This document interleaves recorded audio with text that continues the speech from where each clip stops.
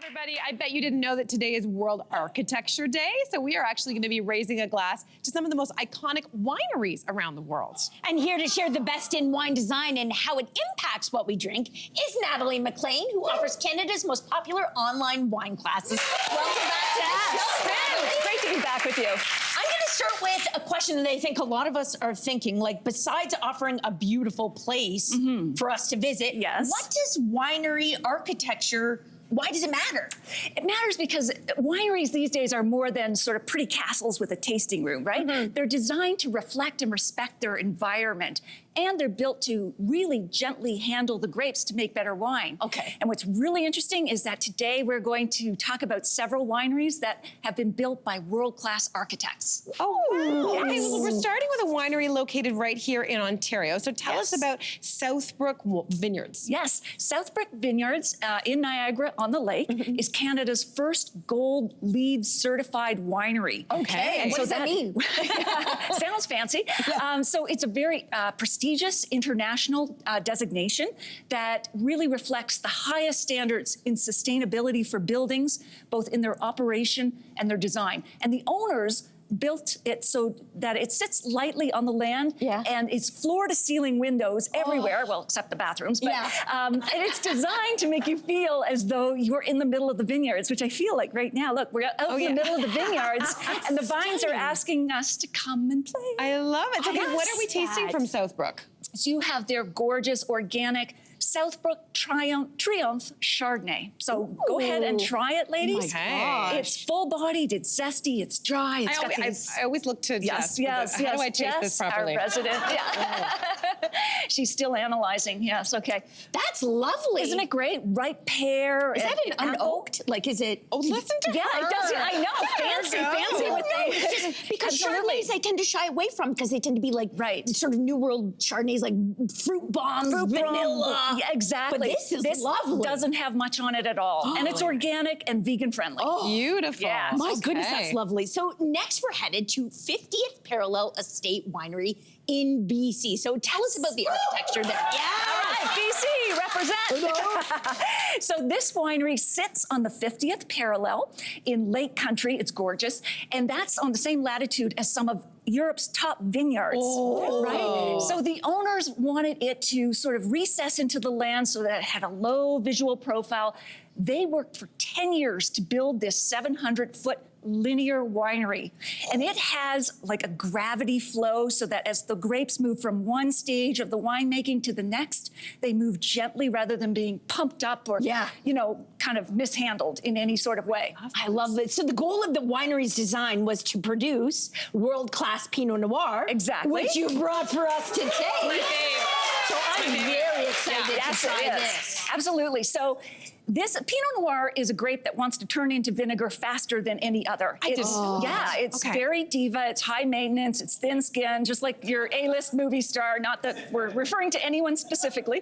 But yeah, so what this does though, this gentle handling and the fact they have these light infused vineyards is that it gives the Pinot these gorgeous aromas of ripe cherry and like a kiss of spice. Yes, Gosh, I love it. And it's beginning to hit home. The winery's architecture is actually leading me on the path to not only how the wine is made, but what I can expect. It's Exactly. organic. Getting And I should mention also that this winery has a top-notch restaurant, Block 1, a transparent tasting room, and they are open year-round.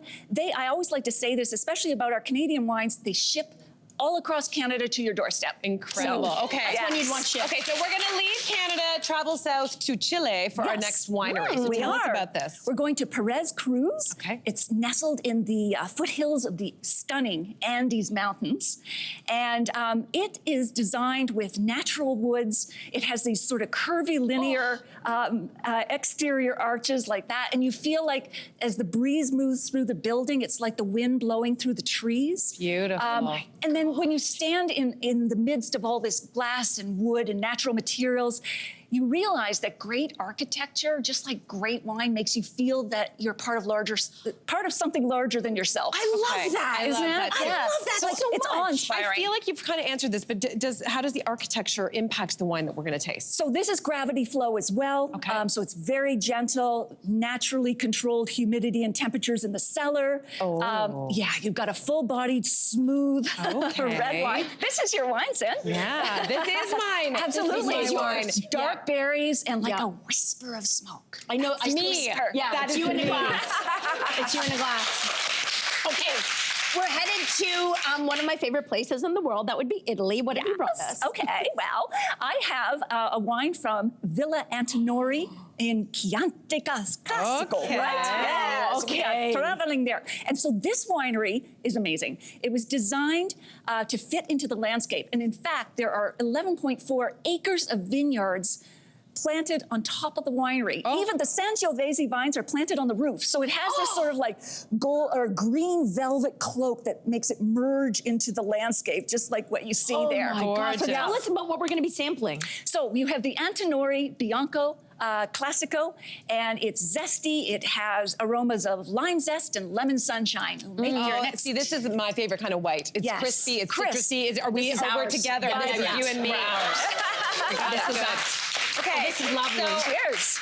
we have come to the final winery. It is in Spain. Tell us is? about its construction. All right, so here we go. This is in Rioja, and Rioja. it was built originally, the original stone building, sandstone bodega, was built in 1860, but then they added a hotel built by the renowned, that. I know, look at that. Wow. By the renowned architect, Canadian architect, Frank Gehry, who also designed New York City's Guggenheim Museum. Yes. So it has 3,400 square meters of ribbon titanium on the exterior that look like the flounces of a flamenco dancer's dress. And they're kind of going over the vines, and it's just so beautiful. I love that. Isn't All that nice? connecting. So what are Exactly. we tasting from Rioja? You've got a full-bodied red wine. It's got some dark fruits, some dusty, earthy notes. Isn't that nice? Cynthia, this might be you. No? Oh, it's me too. Yeah. Absolutely. Isn't that great? That is lovely. And so, like the architecture itself, wine and design, it's a blend of traditional winemaking and modern ideas. I see you. Oh, sorry. I'll just. I see what you did there. Yeah, absolutely. Oh, Subtle. Natalie, you were Isn't that such a delight. Thank Yeah. you so much. What an interesting segment. Cheers. Love it. Hey, you, come a bit closer. We've got so many more must-see interviews, spicy debates, lifestyle tips, and pop culture moments. So subscribe to our channel by tapping the logo below and don't miss out.